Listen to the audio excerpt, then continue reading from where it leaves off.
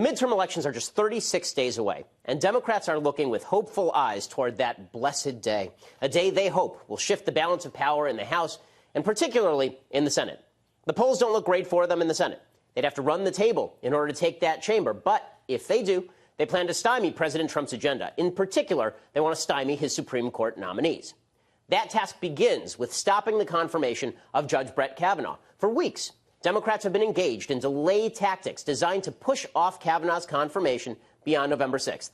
It began with Senator Dianne Feinstein, who received a 36-year-old allegation of sexual abuse on July 30th from Christine Blasey Ford, then did nothing about it for weeks upon weeks, until it was nearly time to confirm Kavanaugh. Then she suddenly came forward with the allegations, demanding a hearing.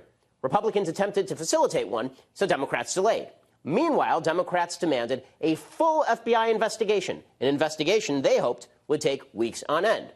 Well, now, such an FBI investigation is pointless. A non-criminal FBI investigation actually has less power to compel testimony than the Senate Judiciary Committee. The FBI can't subpoena records or force people to testify. The FBI doesn't come to findings on allegations. They merely compile statements, the same statements already given under penalty of perjury by witnesses who don't actually back Ford's account. If those witnesses change their testimony now, they may be perjuring themselves. An FBI investigation was completely superfluous. It was a transparent attempt to waste time. But all Democrats had to do was peel off one sucker among the Republicans. Enter Senator Jeff Flake. On Friday, despite already having stated he would support Kavanaugh's nomination in the absence of any corroborating evidence from Ford, Flake collapsed. So why did Flake collapse? Because some protesters screamed at him in an elevator. I'm not kidding. At all.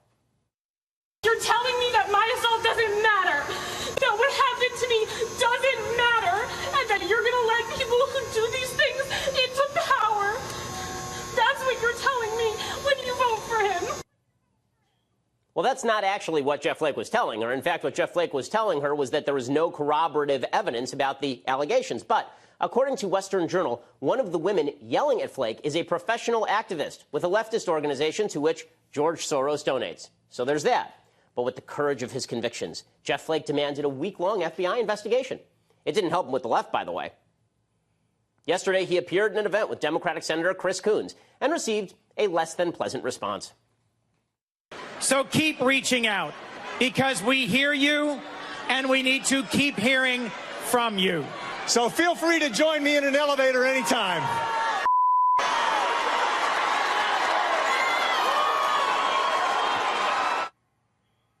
Oh, the sweet sounds of bipartisanship. So, will the FBI investigation satisfy people who oppose Kavanaugh? Of course not. It's all about the stall. Just like clockwork, Ford's lawyers said the investigation shouldn't have any timeline or any restrictions. This will be the talking point from Democrats all week, and we can surely expect more uncorroborated allegations to be brought forward by Democrats. After all, they've spent the last 2 weeks humoring allegations up to and including gang rape.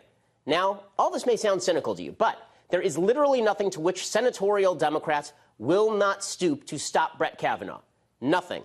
Their behavior this week has been nothing less than despicable. Democratic senators asked Kavanaugh whether he was a gang rapist. They suggested that because he drank in high school, he was an attempted rapist, which would make like 85% of the American populace possible rapists. They even asked him questions about his high school yearbook.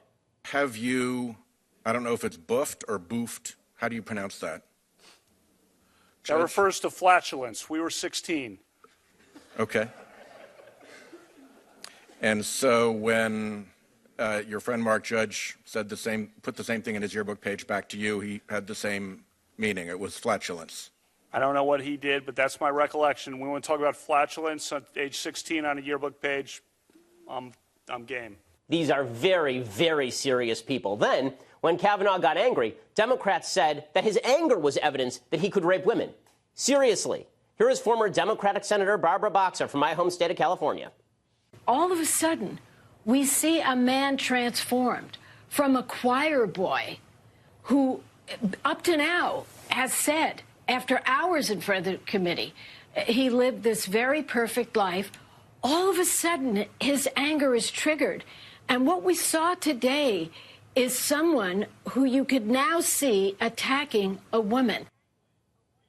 This is insane. It's disgusting. And it really is nothing less than a witch hunt. If Kavanaugh wasn't angry at being called a rapist, that would probably mean he was a rapist, according to the left. If he got angry, that would also probably mean that he was a rapist. But Senator Feinstein, who manipulated the entire process and facilitated claims that Kavanaugh is a rapist, and then, to complete the circus, invited Charmed actress Alyssa Milano to sit behind Kavanaugh and scowl during his testimony. This is the mark of a very, very serious senator, of course. She now says that Brett Kavanaugh is unfit for the high court because he didn't treat her with the proper respect.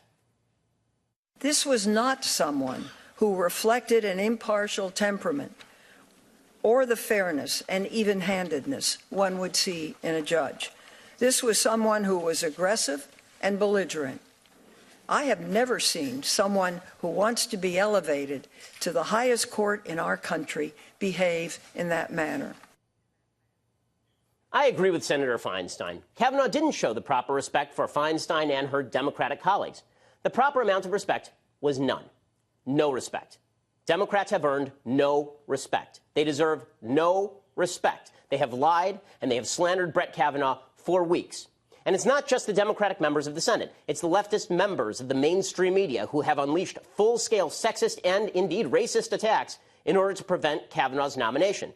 On Saturday, Maureen Dowd of the New York Times wrote that Kavanaugh's passionate self-defense was just another example of, quote, entitled white men acting like the new minority, howling about things that are being taken away from them, aggrieved at anything that diminishes them or saps their power. Kavanaugh is howling because Democrats have tried to strip him of his basic American rights, the presumption of innocence and due process, to suggest, as Maureen Dowd does, that white men are not entitled to such rights because they're members of a disfavored group. We have a word for that. It's called sexism and racism. Yet that has become a key Democratic talking point in the past few weeks. Accused people have rights unless they hold the wrong political perspective.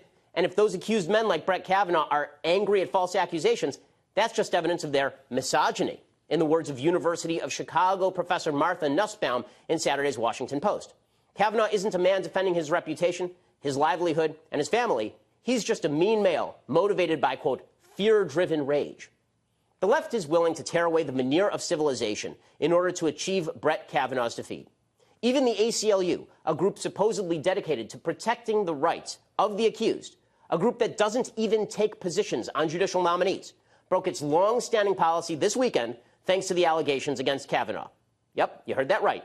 An organization that has spent decades defending people accused of crimes against due process violations now says Brett Kavanaugh should be kept off the Supreme Court without any corroborative evidence of a 36-year-old allegation.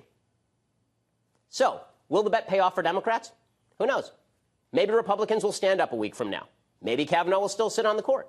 But one thing is for certain. Democrats who sold their soul to maintain federally protected abortion on the Supreme Court cannot be trusted with power. If Democrats take the Senate, more than the Supreme Court is at stake. If they can ruin Brett Kavanaugh by running roughshod over his rights, what do you think they'll do to your rights? Show up to vote on November 6th.